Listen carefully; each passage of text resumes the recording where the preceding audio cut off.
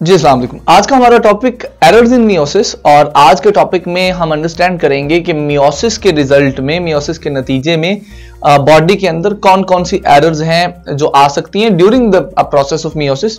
इसमें हम दो बुनियादी प्रोसेस की बात करने वाले हैं जनाब, डिसजंक्शन एंड नॉन डिसजंक्शन। इन दोनों का क्रोमोसोम्स के हवाले से रोल क्या है, और अगर मियोसिस में गलती होती है और उसकी वजह से क्रोमोसोम नंबर चेंज हो जाता है, एबनॉर्मल हो जाता है, तो उसके इंपैक्ट क्या होते हैं। चलिए let's start the conversation from the concept of disjunction and non disjunction. मेरा बच्चा, आपको याद होगा कि जब हमने मियोसिस का प्रोसेस पढ़ा था तो उसमें हमने ये पढ़ा कि भाई मियोसिस के होते हैं दो स्टेप्स। एक स्टेप है जिसको हम बोलते हैं मियोसिस 1, और मियोसिस 1 जब कंप्लीट हो जाता है उसके बाद हम पढ़ते हैं meiosis 2। Now I hope that you people remember that. अच्छा, यहां से ही मैंने आज कॉन्वर्सेशन को आगे लेके चलना है, मियोसिस 1 और मियोसिस 2 से ही। आपको याद होगा जब आपने मियोसिस 1 पढ़ा था तो उसमें एनाफेज 1 पढ़ा था। अब एनाफेज 1 के दौरान क्रोमोसोम्स पेयर्स में होते थे और पेयर्स से अलग-अलग होते थे। एक पेयर में से एक क्रोमोसोम एक साइड पे चला जाता था, एक पोल पे, और दूसरा क्रोमोसोम दूसरे पोल पे चला जाता था। इसी तरह आपने मियोसिस 2 में एनाफेज 2 पढ़ा, जिसके दौरान क्रोमोसोम होता था एनाफेज के दौरान, और वो क्रोमोसोम दरमियान में से टूटता था और एज अ रिजल्ट एक सिस्टर क्रोमेटिड एक तरफ और दूसरा सिस्टर क्रोमेटिड एक तरफ चला जाता था। नाउ ये जो प्रोसेस है क्रोमोसोम्स के पेयर्स के अलहदा होने का या क्रोमोसोम्स के क्रोमेटिड्स के अलहदा होने का, इसको बोलते हैं मेरा बेटा डिसजंक्शन। इस लफ्ज को समझिए जरा।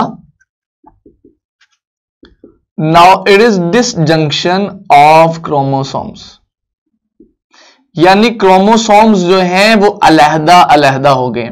देखिए, जंक्शन का मतलब होता है कनेक्शन, राबता। अगर दो चीजें जुड़ी हुई हैं तो हम उनके लिए जंक्शन का लफ्ज यूज करेंगे, और डिसजंक्शन का मतलब है कि कनेक्शन, राबता खत्म हो गया है, दो चीजें डिसकनेक्ट हो गई। ठीक है, तो होता एक्चुअली क्या है एनाफेज के दौरान कि क्रोमोसोम्स के जो क्रोमेटिड्स होते हैं वो एक दूसरे से अलहदा होते हैं, सेपरेट होते हैं।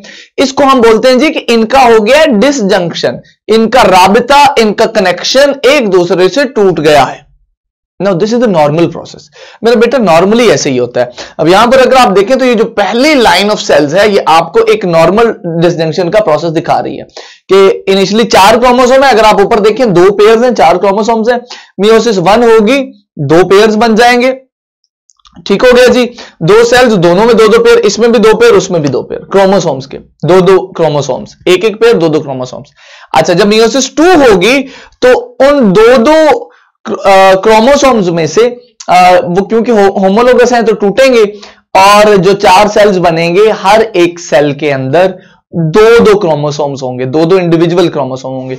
Now this is what happens in the case of normal division, जिसको हम बोलते हैं डिसजंक्शन। अब यहां पे कॉन्सेप्ट आता है नॉन डिसजंक्शन का। सुनिए जरा, वो क्या है जनाब भाई। नॉन डिसजंक्शन का मतलब यह है कि क्रोमोसोम्स अलहदा नहीं हो रहे। डिसजंक्शन तो थी ना कि क्रोमोसोम्स हो गए अलहदा अलहदा। नॉन डिसजंक्शन है मेरा बेटा कि क्रोमोसोम्स अलहदा नहीं हो रहे। मिसाल के तौर पे एक पेयर था, उसके साथ दोनों तरफ से स्पिंडल अटैच थे, लेकिन समहाउ हुआ यह कि वो एक पेयर एक तरफ चला गया, दूसरी तरफ कोई भी पेयर नहीं आया। ठीक है, तो इसको हम बोलेंगे एबनॉर्मल डिसजंक्शन। तो ये डिसजंक्शन नहीं होगा, ये एबनॉर्मल डिसजंक्शन, या ये हो जाएगा नॉन डिसजंक्शन, यानी क्रोमोसोम अलहदा नहीं हुए। अब जरा सेकंड इमेज पे गौर कीजिए। अब सेकंड इमेज में शुरू में 2-2 पेयर हैं क्रोमोसोम के, और मियोसिस 1 के नतीजे में वो क्रोमोसोम्स के पेयर दोनों सेल्स में इक्वली डिवाइड नहीं हुए। एक सेल में चले गए 3 क्रोमोसोम्स और दूसरे सेल में आ गया 1 chromosome. Now this will be non disjunction, जहां क्रोमोसोम इक्वली डिवाइड नहीं हुए।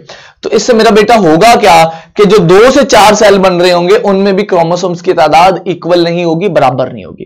इसी तरह अगर हम तीसरे केस पे चले जाएं तो वहां मियोसिस 1 के बाद तो डिवीजन ठीक हुई है, मियोसिस 1 के बाद तो 2-2 क्रोमोसोम्स ही हैं हर एक सेल के अंदर। लेकिन अगर हम मियोसिस 2 का केस देखें तो मियोसिस 2 के अंदर क्रोमोसोम्स इक्वली डिवाइड नहीं हुए हैं। ये जो क्रोमोसोम्स इक्वली डिवाइड नहीं हुए हैं इसको हम कहते हैं कि नॉन डिसजंक्शन की वजह से हुआ है।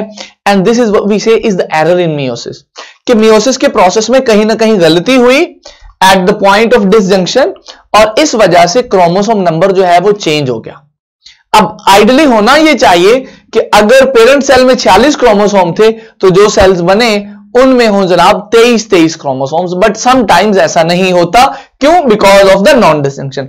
अच्छा, जब ऐसा नहीं होता तो हम कहते हैं भाई ये जो गैमीट बने हैं इन गैमीट्स के अंदर हैं एबनॉर्मल नंबर ऑफ क्रोमोसोम्स। यानी मियोसिस में एरर का नतीजा यह है कि उस ऑर्गेनिज्म के अंदर वो ऑर्गेनिज्म जो एबनॉर्मल गैमीट्स से बनेगा उसके अंदर जो क्रोमोसोम नंबर की तादाद होगी दैट विल बी एबनॉर्मल, वो नॉर्मल नहीं होगी। अब यहां पर हमें यह समझना भी जरूरी है कि नॉर्मल क्रोमोसोम कितने होते हैं, तो नॉर्मल तो होते हैं बेटा 46। इसका मतलब है कि वो ऑर्गेनिज्म जिनके अंदर ये एबनॉर्मल गैमेट होंगे, जो एबनॉर्मल गैमेट से बने होंगे, उनके अंदर जो टोटल क्रोमोसोम है ना वो या तो होंगे 45 या होंगे 47, 46 नहीं होंगे।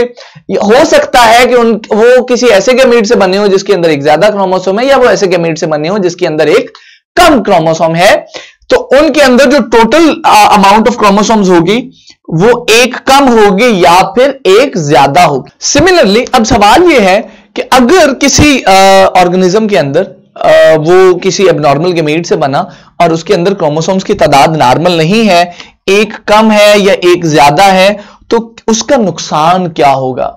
डेफिनेटली नुकसान तो होगा ना। वी नीड टू डिटरमिन क्या नुकसान होगा। भाई ऐसे ऑर्गेनिज्म जो होंगे, ऐसे इंसान या बाकी एनिमल्स जो होंगे जिनका क्रोमोसोम नंबर एक्यूरेट नहीं है, एबनॉर्मल है, उनकी बॉडीज भी नॉर्मल नहीं होंगी, their bodies will be abnormal. उनकी बॉडी के अंदर कोई ना कोई एबनॉर्मेलिटी हो सकती है, जैसे कि अगर आप यहां पे देखें तो ये भी एक किस्म का जेनेटिक डिसऑर्डर है जिसमें क्रोमोसोम एबनॉर्मल होते हैं।